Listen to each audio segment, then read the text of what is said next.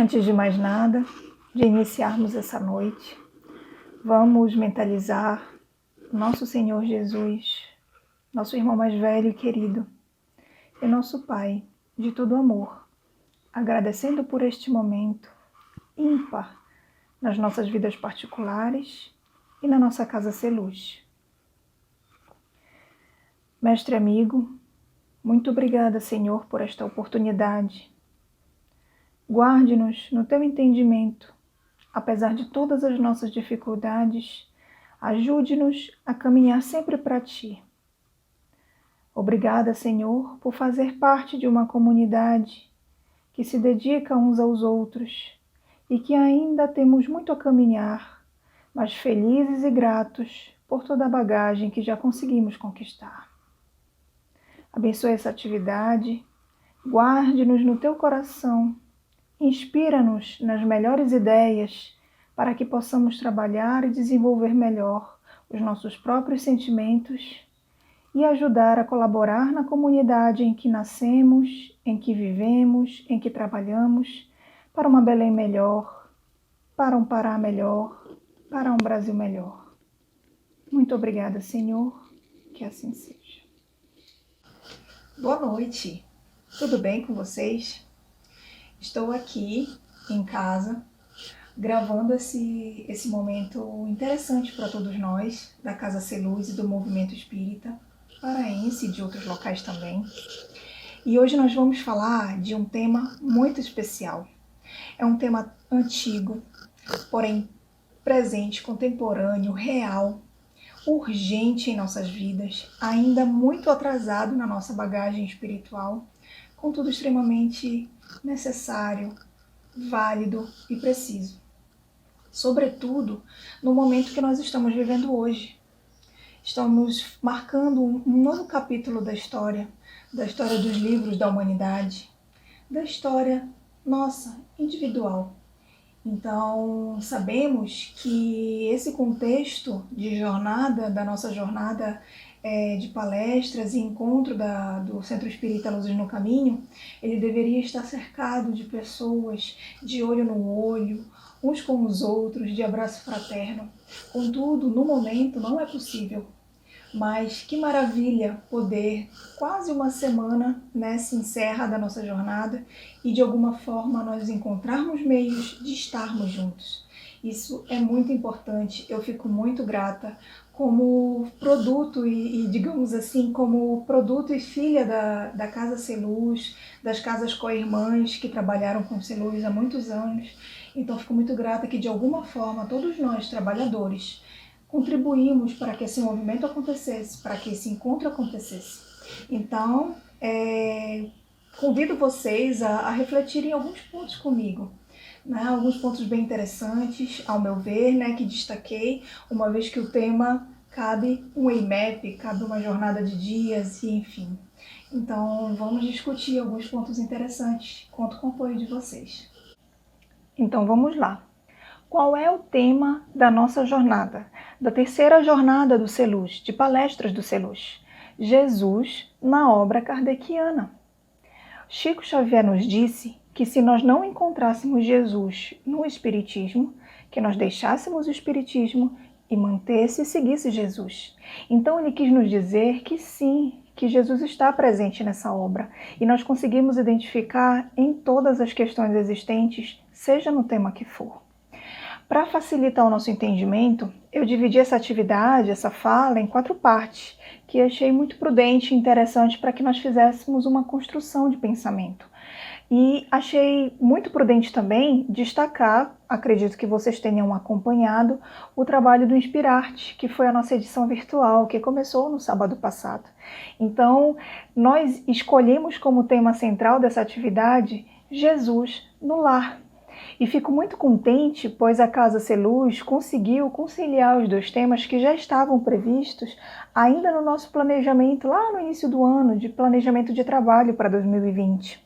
Antes mesmo de sabermos que ia acontecer toda essa necessidade de recolhimento social, pois eu prefiro chamar recolhimento, eu acho que isolamento social não fica muito interessante, mas um recolhimento social em prol de mim e em prol do outro.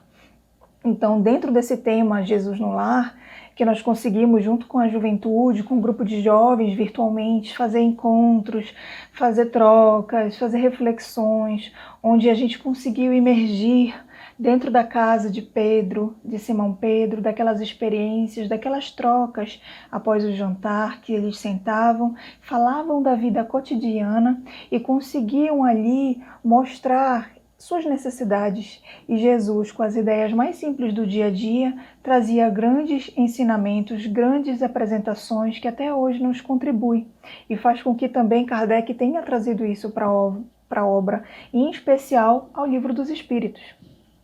E a primeira parte, né, que foi dividida, eu digo que, vamos dizer assim, que eu chamei de a conduta do bem e do mal presente dentro da Bíblia, dentro daquelas citações da Bíblia, que nós sabemos que é um livro de referência, e ele contém, ele é dividido basicamente em dois grupos centrais de livros, né, que vulgarmente a gente chama de Velho Testamento e Novo Testamento, mas o nosso querido Severino Celestino nos alertou, disse que não é interessante nós chamamos de Velho e Novo, porque os ensinamentos contidos ali, eles são ainda atuais. Então é mais prudente que chamemos de Primeira Aliança ou Primeira Revelação e Segunda Aliança ou Segunda Revelação, que fica muito mais interessante, muito mais prudente e cabe dentro do contexto que aproveitamos ainda hoje, porque nós sabemos que cabe ao espírita o estudo desse livro e fazer a seleção e a retirada de todo o conhecimento evangélico,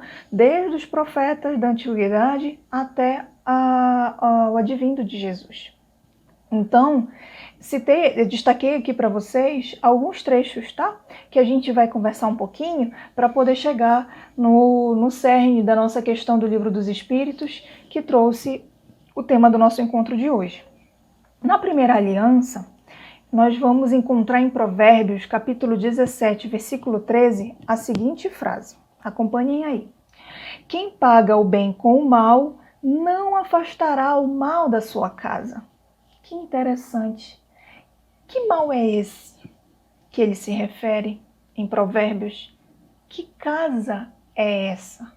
É a casa física, ordenada de paredes, teto? Ou também seria uma casa do coração, uma casa moral? Então, ele coloca o bem e o mal como se fosse um pagamento um pelo outro, como se fosse o entendimento do toma lá da cá, desde que a gente não raciocine em cima dele. Então, pagar o bem com o mal pode ser algo ruim, que a gente acha que está fazendo uma asepsia, mas seria uma falsa asepsia, como se eu estivesse me livrando daquilo, descontando, porque eu tenho o direito de fazer isso.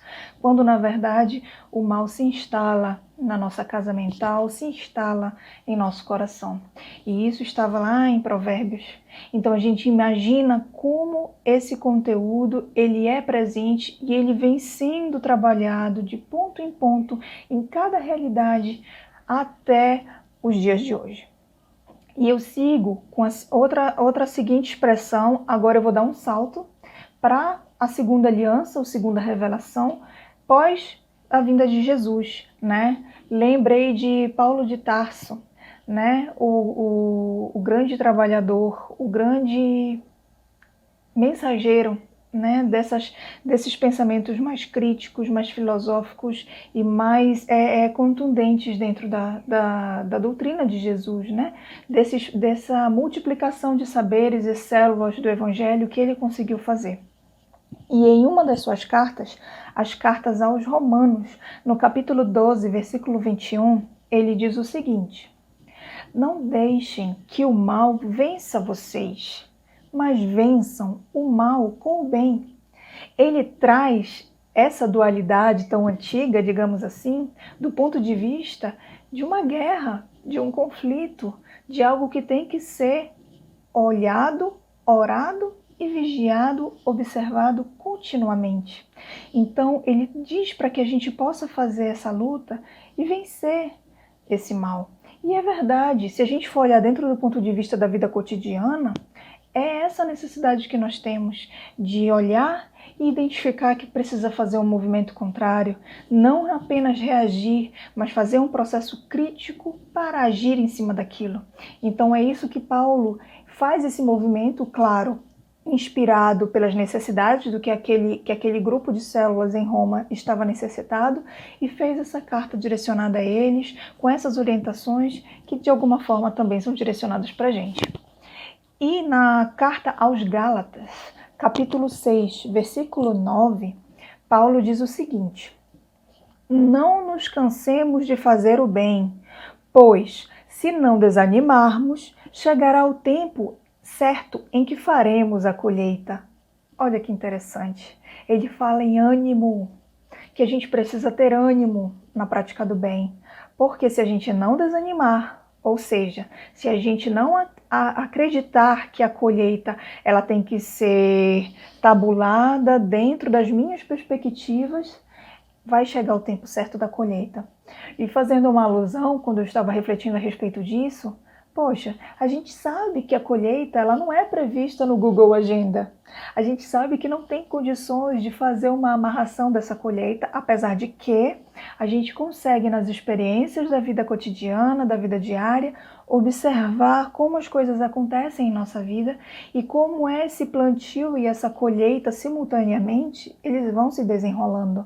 Mas ele pede paciência e, sobretudo, ele pede energia que a gente pratique, porque chegará o tempo certo de fazer a colheita. Isso me lembrou um pensamento árabe muito antigo, porém valiosíssimo, que diz o seguinte: quem planta tâmaras não colhe tâmaras. O que ele está querendo dizer com isso? Antigamente, as tamareiras elas levavam de 80 a 100 anos para dar os primeiros frutos. Então esse pensamento vinha nesse sentido, de que as pessoas que plantaram podem não estar encarnadas para ver os frutos acontecer. Só que se elas fossem pensar nisso, ninguém ia comer tâmaras, porque se eu não vou poder comer, por que eu vou plantar? Mas eles pensaram no amanhã, pensaram em quem vai poder se desfrutar, né, dessas bênçãos, dessa fruta. Claro que hoje, com as técnicas modernas de produção, a gente consegue tamareiras em muito menor tempo, né, em curto prazo. Contudo, apesar de antiga, essa expressão ela é muito valiosa. A gente precisa semear e plantar em algum momento, no tempo certo, pois a gente sabe que cada semente do Pai tem seu tempo certo, tem sua terra apropriada. Então a gente precisa ter esta paciência de saber que o movimento é do agir e a colheita ela está entregue nas mãos de Deus. Então eu destaquei esses 3 pensamentos, né? 1 da primeira aliança e 2 da segunda aliança, para que a gente pudesse mais ou menos se sintonizar e tornar o espaço que já era colocado, porque nunca foi fácil pagar o mal com o bem, mas é importante, é produtivo e sobretudo é saúde, né? E agora nós vamos ver como é que isso se deu dentro da doutrina espírita, dentro do pensamento de Kardec. E isso a gente conseguiu identificar no capítulo das leis divinas ou naturais, quando Kardec, na pergunta 632, faz o seguinte questionamento: o homem que está sujeito a erros não pode se enganar na apreciação do bem e do mal e crer que faz o bem quando, na realidade, faz o mal? O que ele perguntou? Nós estamos sujeitos a erros. E se a gente está sujeito a erro, a nossa criticidade, a nossa observação de certo e errado também vai ser falha. Então, nesse entendimento, não que seja da vontade de fazer o mal, mas se nesse meu julgamento ainda imperfeito eu achar que faço bem quando faço mal, como é que acontece? Como é que se dá?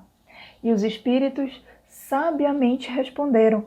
E a resposta foi exatamente o nosso tema do encontro de hoje. Vede o que queríeis que vos fizessem ou não vos fizessem. Tudo se resume nisso. Não vos enganeis. Essa passagem está lá em Mateus, capítulo 7, versículo 12. Ele disse que tudo se resume nessa frase, para que a gente não se engane. Analisar o que queríamos que fizessem para conosco e o que não fizessem para conosco. E dali a gente teria uma resposta para os nossos pensamentos, para as nossas ações, para os nossos sentimentos, para a nossa vida presente, para a nossa vida futura. Então, olha que máxima antiga, 2020 anos, e ainda assim a gente ainda tem dificuldade. Por quê? Porque essa máxima, ela implica em exercício. Toda situação, todas as tais que a gente gosta, né? O espírita gosta da palavra vicissitudes. Então, dentro das vicissitudes da vida, nós pouco, né, uns aos outros, um pouco mais, um pouco menos, nós pouco exercitamos essa máxima.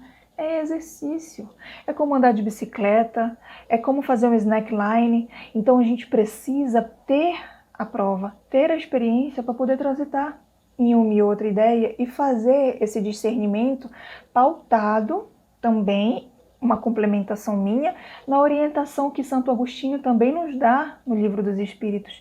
Consulte sua consciência daquilo que você fez durante o dia antes de dormir. Faça uma análise de prós e contras, de feitos e não feitos, e verifique quais são as suas maiores dificuldades e o que tem que melhorar, o que já está satisfatório, o que eu não consigo, porque é uma pedra tamanha, né, no meu sapato da consciência, no meu sapato do sentimento. Então, que a gente possa tornar isso como um exercício. E foi o grande pensamento desse tema foi essa questão. Exercitar, exercitar e exercitar. Agora, nós vamos para uma segunda parte de pensamentos, que eu nomeei assim: o bem para mim é o bem para o outro?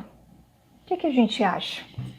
O bem para mim é o bem para o outro? Como é que a gente pode fazer essa mensuração? Será que tem diferença?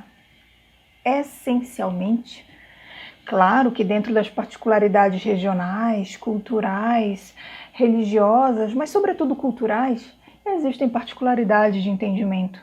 Mas em essência, o bem para mim é o bem para o outro? É a pergunta que eu deixo. Então Jesus nos deu a fórmula, entre aspas, a receita para que a gente não se engane em relação a isso. Mas como a gente pode identificar essa questão na vida diária? Eu imagino assim, vira uma vez ou outra, que nós cantamos e nós oramos as exemplificações de tudo isso cotidianamente. Só que algumas vezes a gente não se dá conta. Vou dividir um exemplo com vocês. Na grande oração universal: Senhor, o pão nosso de cada dia nos dai hoje. Que pão é esse? É só o pão do estômago, da carne, da matéria? Ou será também o pão da alma? A gente já parou para pensar nisso? E se for o pão da alma, que a gente tanto pede para que seja dado diariamente, que pão é esse? Agora, nós vamos para uma segunda etapa, que eu chamei de o bem para mim é o bem para o outro? O que a gente acha? Se a gente for olhar dentro do ponto de vista superficial, ou seja, aquilo que está contido no meu modo de ser, na minha conduta, na minha cultura, seja de que local eu sou, de que país eu sou, de que religião, crença ou descrença, se a gente for olhar dentro desse prisma, dentro desse aspecto, a gente vai poder identificar que sim, que tem diferença. Talvez o meu bem pode ser o mal para o outro. Mas eu pergunto, em essência, o bem para mim é o bem para o outro? É o que a gente tem que juntos tentar identificar a respeito disso. E Jesus nos deu a fórmula, a receita necessária para que a gente não se engane sobre essa questão. E isso eu acho a parte maravilhosa desse momento. Então, que a gente não se engane. Mas como a gente vai poder encaixar esses pensamentos e essas reflexões na vida cotidiana? De que forma nós podemos fazer isso? Vamos ver. Contudo, eu imagino que nas orações, nas canções diárias que a gente canta e faz, a gente consegue identificar exemplificações dessa questão, só que em algumas vezes a gente não se dá conta. Vamos a um exemplo. Na grande oração universal, no trecho, Senhor, o pão nosso de cada dia nos dai hoje. Que pão é esse? Que pão é esse que a gente pede ao Senhor que não nos falte diariamente? Será o pão só do estômago? Só da carne, só da matéria? Ou seria também o pão do Espírito? O que vocês acham? E se for o pão também do Espírito, que alimente o Espírito, do que se trata?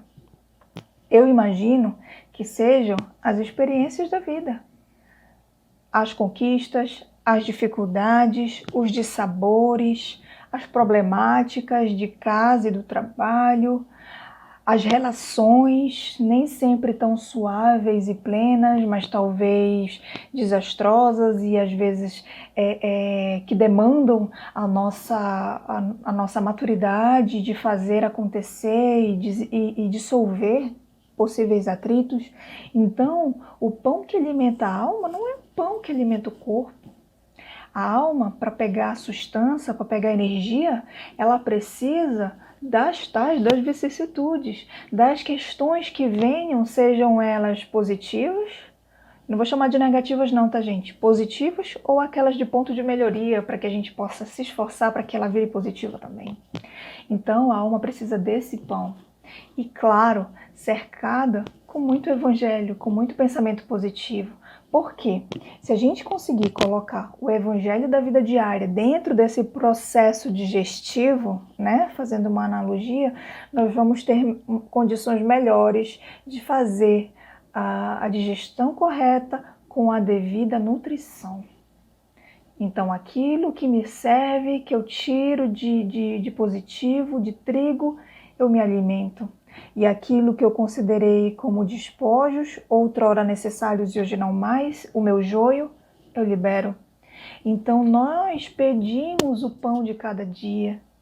Só que curiosamente, quando esse pão chega e ele não está em conformidade com o nosso fantástico e maravilhoso mundo da Alice no País das Maravilhas, a gente se chateia, a gente se aborrece e não consegue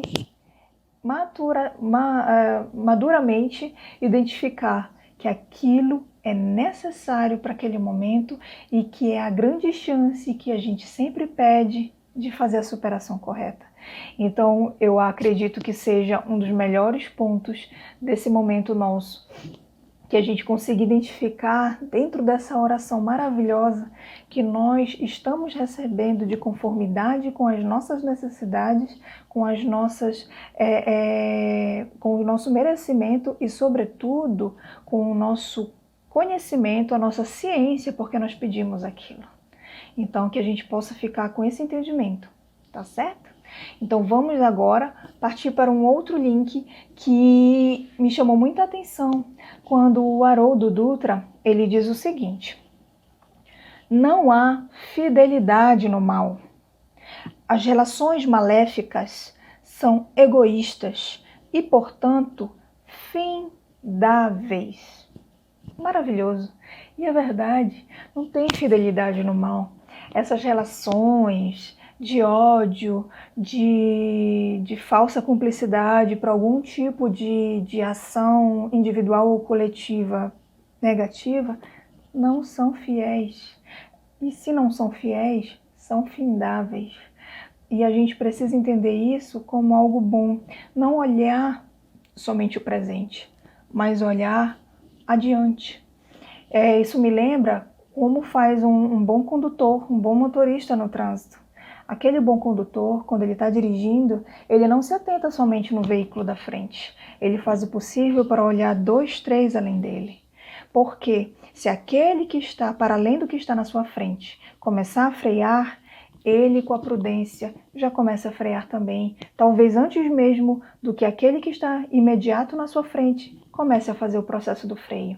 E isso é prudência, e isso é inteligência dentro do processo, porque eu sei que eu não existo somente com quem está de imediato ao meu redor 360 graus, mas eu sei que existe um movimento para além disso, e eu preciso estar atento dentro dessa realidade. E Haroldo, ele conclui, ele traz outro entendimento, na verdade, para esse pensamento de Jesus, né? Essa máxima lá colocada em Mateus, quando ele diz o seguinte: o mal, para mim, é quando eu faço o bem para mim mesmo. Então, o mal é o bem só para mim. Quando eu sei que eu sou feliz por mim mesmo, pelo aquilo que eu sonhei. Mas o bem é quando é o bem para todos. Então, há níveis de maldade sempre quando a gente faz movimentos egóicos, egoístas. Mas sempre quando há movimentos em prol de uma coletividade, então a gente de fato está no caminho do bem. E penso também, gente, que a gente deve fazer o movimento de deixarmos de ser almas de conveniência, sabe? Vocês imaginam como é que é uma alma de conveniência? É aquela que, para mim, tá bom dessa forma, desse jeito, vai incomodar um pouquinho meu vizinho, mas ele se ajusta, ele se adapta. É porque para mim vai dar certo, entende? Ele vai ser compreensivo. Por quê? Quer dizer que o bem, de certa forma, ele está estabelecido na nossa mente, mas a gente vai usar ele conforme as nossas necessidades. Quando, na verdade, a gente precisa ser prudente dentro daquela perspectiva que eu dividi, do todo, do para além da minha zona imediata de conforto. E isso é possível. E, novamente, isso é exercício. Agora, nós vamos para a pergunta 636 do Livro dos Espíritos, que diz o seguinte: o bem e o mal são absolutos para todos os homens? O que os Espíritos responderam? A lei de Deus é a mesma para todos, mas o mal depende, sobretudo, da vontade que se tem de fazê-lo. O bem é sempre o bem e o mal é sempre o mal, qualquer que seja a posição do homem. A diferença está no grau de responsabilidade. Então, ele coloca para a gente que o grande diferencial não é o status social, a condição psíquica ou racional, se aquele ser ele é consciente ou não tanto, se ele tem todas as funções funcionando, ou se ele tem algum tipo de deficiência intelectual. Não, depende da vontade de fazer, porque a lei de Deus é a mesma. O mal sempre vai ser o mal e o bem sempre vai ser o bem. Contudo, é mensurado por meio da responsabilidade. E essa responsabilidade, ela já é de conforme com os nossos entendimentos do processo, seja do ponto de vista religioso, seja do ponto de vista cidadão. A gente já tem condições de articular essas questões dentro dessa questão. E eu vou dar um exemplo para vocês, né? Claro que se a gente fosse abrir, e eu gostaria muito que nós pudéssemos trocar essas informações, mas vamos trabalhar nos exemplos. Como é que isso se mostra dentro da vida cotidiana, como é que isso se coloca dentro das nossas responsabilidades, do nosso entendimento e da nossa vontade. Eu, particularmente, trabalho com jovens, né? Tanto voluntariamente na Casa Celuz, quanto profissionalmente. E eu consigo identificar muito bem esse contexto em ambos os cenários, tá? É uma observação que já faço há alguns anos. Como é que esse movimento dentro da relação pais e filhos acontece? Como esse bem e mal acontece? Um mal que muitas vezes não é intencional, contudo, ele é realizado e isso se mostra dentro por meio das atitudes daqueles jovens, né? Por meio das ações, das ideias que eles pensam e da forma com que eles se relacionam com o mundo, com os outros e até consigo mesmos. Então, existem os dois extremos. E claro que entre um extremo e outro existem N possibilidades, N situações. Então, de um lado, eu tenho pais que são altamente liberais, não se interessam muito, não ligam muito para a vida dos filhos, então não sabem quais são as dificuldades, não sabem com quem andam, não dão atenção para as coisas que os filhos fazem. Os filhos têm experiências maravilhosas no trabalho e querem compartilhar no trabalho, sim, que eu digo, por meio do processo de aprendizagem. Tá? Então, eles têm experiências maravilhosas e querem compartilhar com aquele pai, e eu já presenciei o pai no celular, só dando aham, e o filho triste. Porque isso, gente, aqueles 2, 3 segundos de expressão facial, a gente não consegue esconder de ninguém, nem de nós mesmos. Então, acontece uma situação, seja positiva, ou mais ou menos negativa, ou triste, peguem aqueles 2 ou 3 segundos de expressão facial. Ali está contido a sensação que aquela situação passou para a pessoa. Então, eles ficam desapontados. E muitas das vezes, para tentar responder, para tentar chamar a atenção dos pais, acabam reproduzindo as atitudes dos pais. E certeza que isso não é muito saudável. Ou então fazem o extremo, né? De fazer situações N para chamarem a atenção, quando na verdade o que eles querem é só cuidado, só escuta, de verdade, olho no olho. Então, acontece também, eu imagino, o outro oposto, quando já há superproteção, o zelo em demasiado. Isso me lembra uma das palestras de Samitiba, que ele coloca que a estufa é excelente para as plantas e para as flores, mas para a mente humana, uma estufa, um abafado, não é saudável. Então, muitas das vezes, esses pais superprotetores, eles tornam um espaço de estufa para aqueles jovens. E eles têm baixa autonomia, baixo desempenho cognitivo, não conseguem participar, não conseguem argumentar, não pegam um ônibus sozinho uma vez ou outra para saber como é que é a cidade, para saber o que rola. Não conseguem aprender a fazer algum tipo de alimento, alguma coisa e outra. Não, meu filho não, ainda não tem idade para isso. Tem pessoas que fazem, que bom que tem pessoas que fazem, mas façam junto. Desde criança sempre tem algo para se fazer na cozinha junto com os filhos, fazendo uma massa para fazer um biscoito de forno, claro, respeitando a idade de cada criança e cada jovem, faça junto com eles. Não é necessariamente que você esteja colocando seu filho para cozinhar, para ele ser um cozinheiro, para ele ser um dono de casa ou uma dona de casa, mas para que ele saiba como faz, como não deve ser feito, e ele possa melhor avaliar o mundo. Se um dia ele precisar fazer um intercâmbio, fazer um estágio fora da cidade, fora do país, ele vai saber sobreviver, ele vai saber lidar. Então, observo muito isso nos jovens também, quando eles não conseguem argumentar, quando eles não conseguem se expor, muitos deles têm uma carga de perfeccionismo muito grande, não querem participar, não querem falar, porque eles não querem errar.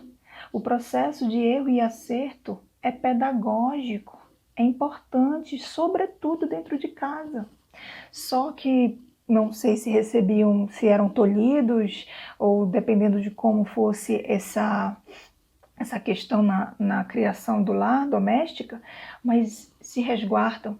Então a gente sempre faz um movimento com eles, no caso eu, profissionalmente, eu mostro para eles que aquele ambiente que nós estamos é um ambiente de capacitação, de formação, é o espaço para errar, para tirar dúvidas, para questionar e para poder fazer melhor.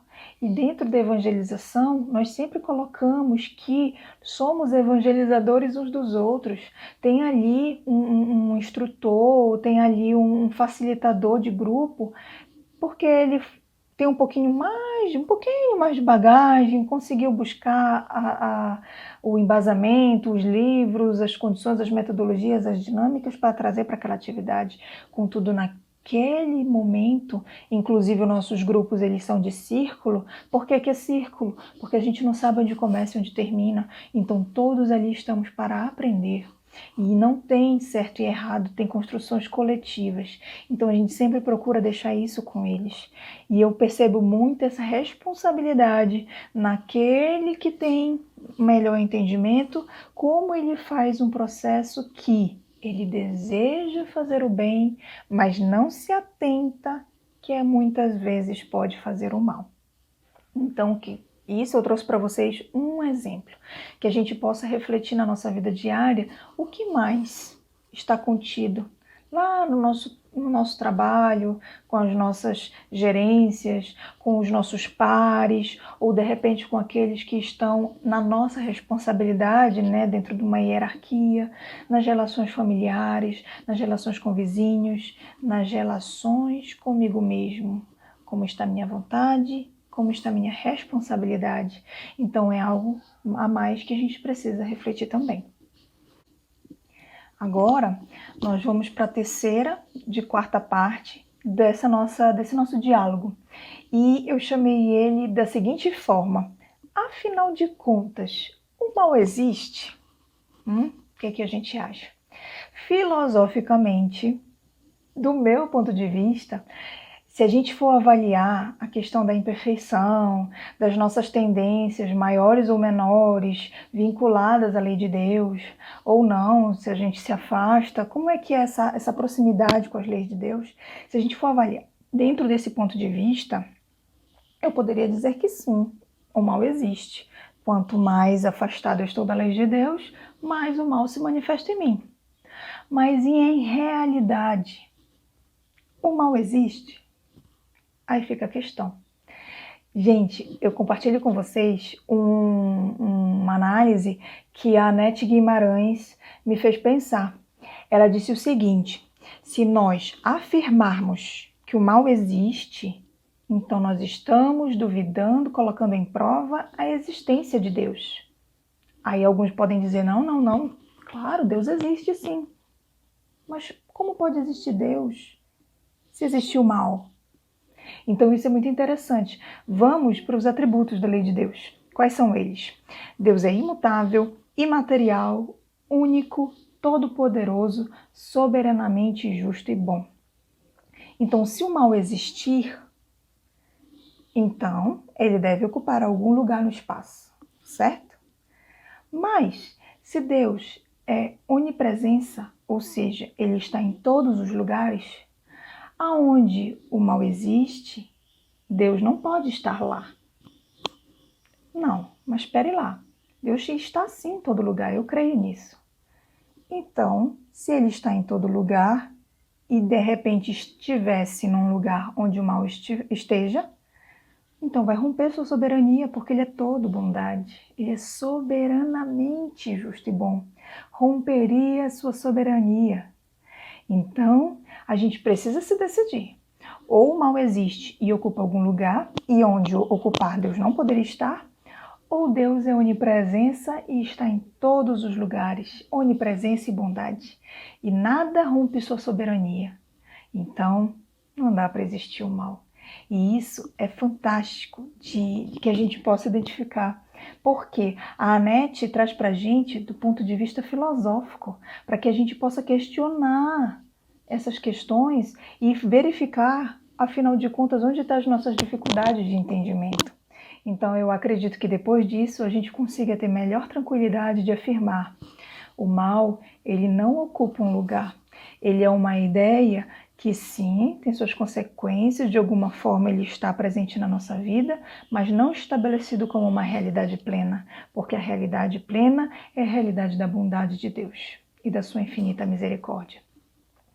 Para tal, nós vamos para a pergunta 631 do Livro dos Espíritos, e ela mais ou menos diz o seguinte, que se conseguirmos distinguir o bem e o mal por meio da inteligência, encontraremos o caminho de fato.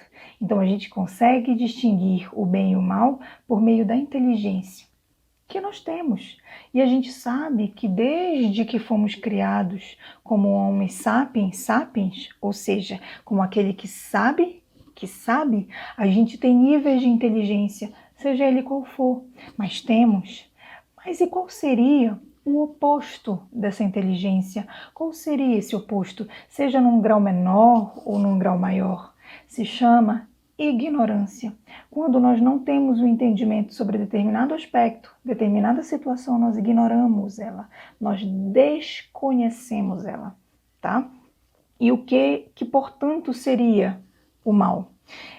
Os espíritos nos dizem, é a ignorância do bem. Eles não dizem que é a oposição do bem, como se fosse uma dualidade, uma disputa eterna dos anjos e dos demônios. Ele não coloca como oposição e nem como a inexistência do bem. Ele não fala que onde o mal está, o bem não existe. Ele diz que o mal é a ignorância do bem, é o desconhecimento do bem, é a falta de visualização, de sacada, de interpretação. Nós não temos ajustado as lupas necessárias para enxergar que o bem está ali, onde aparentemente está o mal. Então a gente pode ver isso nos exemplos da nossa vida cotidiana, nas nossas relações familiares, conjugais, entre amigos, entre colegas de trabalho e na pandemia do Covid-19 que nós estamos vivendo agora. Então, quantos dizem assim, nossa, eu tinha muitos planos e sonhos para 2020, veio esta pandemia e levou todos os meus sonhos embora. Já chega, não quero mais saber de 2020, que venha 2021. Quantas pessoas dizem isso? Próximos de nós e inclusive pessoas influentes da televisão brasileira, das mídias sociais. Como se o tempo ele fosse amarrado certinho numa data, com término na outra e reinício na seguinte.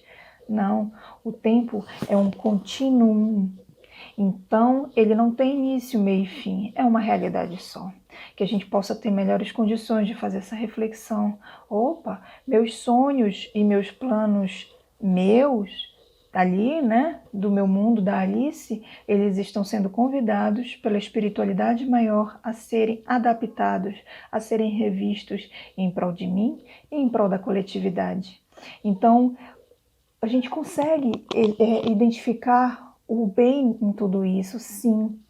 Me recordo também, se vocês também lembrarem, da quantidade de livros espíritas, dos romances, daquelas biografias de Emmanuel, do Espírito Lúcius, como eles trazem histórias que no meio do caminho, ali até a metade do livro, a gente fica apreensivo, a gente fica triste, a gente pode ficar revoltado. Por que as coisas se deram dessa forma?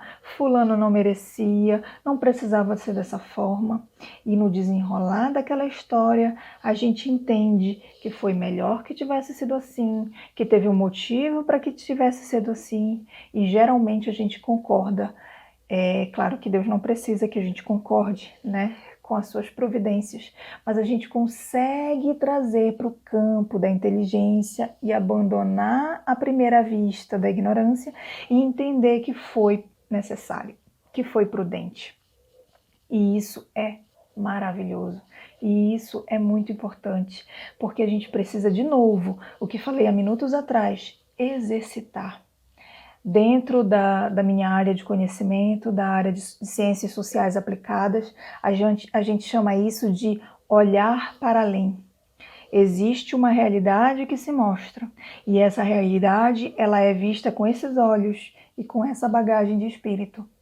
Mas se a gente fizer um esforço de pegar esta realidade, afastar um pouquinho para o lado e olhar o que tem por trás daquilo, a gente vai entender que existe um movimento maior do bem que está acontecendo e que cabe a nós contribuir.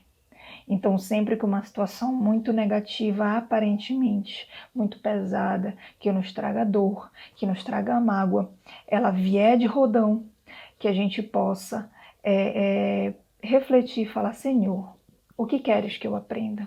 O que eu preciso aprender? Me auxilie.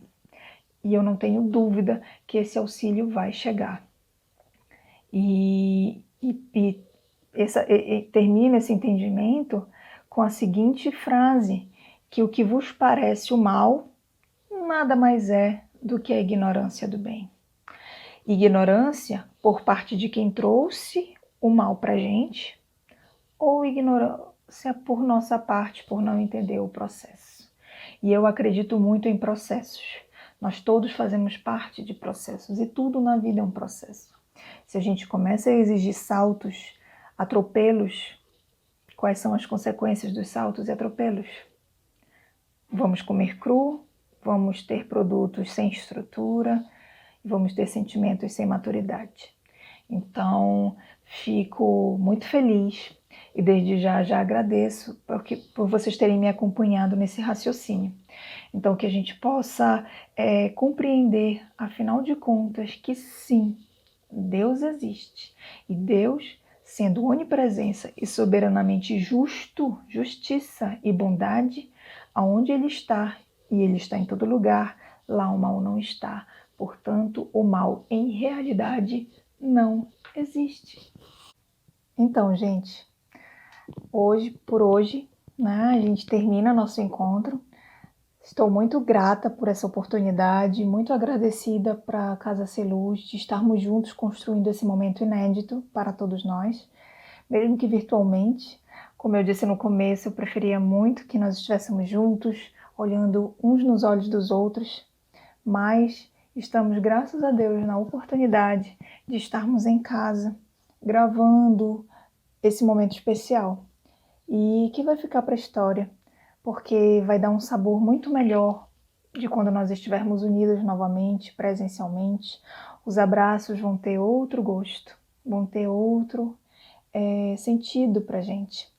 E gratos por essa experiência, por esse momento ímpar que todas as nossas gerações estão passando nesse 2020, que as lições ainda estão sendo digeridas, ainda estão em processamento dentro do perfil e do ritmo de cada um. Então, que a gente possa trazer as reflexões de hoje, que esse pão nosso de cada dia, por favor, Senhor, nos dai hoje e sempre, ele possa ser sempre usufruído da melhor maneira que conseguirmos. Muito obrigada pela participação de todos. E eu deixo vocês com um pouquinho desse entendimento que o assunto de hoje me trouxe, do ponto de vista literário, digamos assim, ou então do ponto de vista poético. Ainda nas reminiscências do Inspirarte, que ocorreu, né, nesses últimos dias, mas também fiz uma construção de um texto e eu gostaria de compartilhar com vocês. São o texto que me inspirou esse conteúdo. Eu gostaria que vocês apreciassem também. Compartilho. Os óbulos bem vistos ao Senhor. Nestas terras caminhamos há um bocado de tempo. Nas veias do espírito segue o fluxo da moral cristã como convite paciente por nós. Nesta relação dialética de mim para comigo, de mim para com o outro, eis os conselhos dos amigos do mais além. Faça o bem no limite das suas forças, não bastando apenas deixar de fazer o mal, pois não há ninguém que não possa fazer o bem. Seja num sorriso, numa prece, com um pedaço do seu próprio pão ou com um retalho do seu próprio retalho, e o que mais estiver ao seu alcance. Não trago novidades, bem eu sei, mas desejo que, em a natureza, não tarde o dia em que possamos ser melhores filhos de Deus, como aquela viúva, a qual não hesitou perecer no amanhã para afirmar-se a Deus hoje. Jesus nos convida a multiplicar e qualificar nossos óbulos. Que faremos? Então eu deixo essa pergunta de que faremos, porque é algo muito particular, muito íntimo, de fórum da nossa contabilidade e prestação de contas com Deus. Que faremos com os nossos óbulos? Espero que todos, e eu sei que todos, farão o seu melhor dentro do seu tempo. Muito obrigada, muito obrigada, muito obrigada. Que não tarde o dia que a gente se reencontre. Até a próxima. Tchau.